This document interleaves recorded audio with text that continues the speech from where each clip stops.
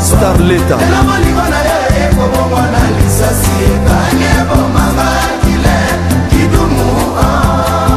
Tchétché Tchernobyl Kasamoto Didi Kinwane Jano Kabuya Martini Roko Nzela ya place du 30 juin et Kamsi Christian Lutonto ndenge mabulu ezali kuna bolanda commentaire oyo. Tozalia wana place du 30 juin oye kenda sangu place ya gare centrale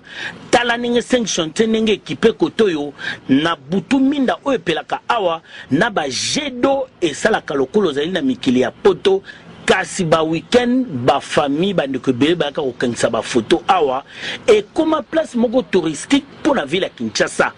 kasi mupanzi na yango eloko kamusi biso misala 5 chantier si place oyo malamu kasi bandeko bakipe zela te botala bamvula ebeti mikolo ndenge balabala ekomi bokondima te mabulu ezali awa ezali kobimisa batransmission ya mituka ya bandeko bele ndenge bazali kolela na mikolo lingala facile boye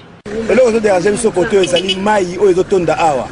ntango babongisaki place oyo fale barama babongisango mais mai oyo ezokodérange biso tro soki mbula ebeti yango tosengi kaka basala effort babongisango mpo ekoma bien po place oyo ebongi déjà awa mpe ebongi kozala bien tala place oyo place ya touri basanga yango eza propre mais sikoyo pembeni oyo place basanga na ezodeka so otali komona keno en tout cas eza vraiment propre te mabulu yango mai soki mbula ebeti donc awa nyonso ezala mai mposa na biso eza ke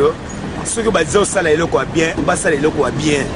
et c'est plus ce peuple congolais bazosala mpona biso peuple congolais basala mpona kosepisa peuple congolais ya solo mikoleleki agence congolaise de grands travaux bayaka kobwaka bazelo awa po te bakunda mabulu oyo kasi lokola suivi ezalaki te mvula ebeti ememi yango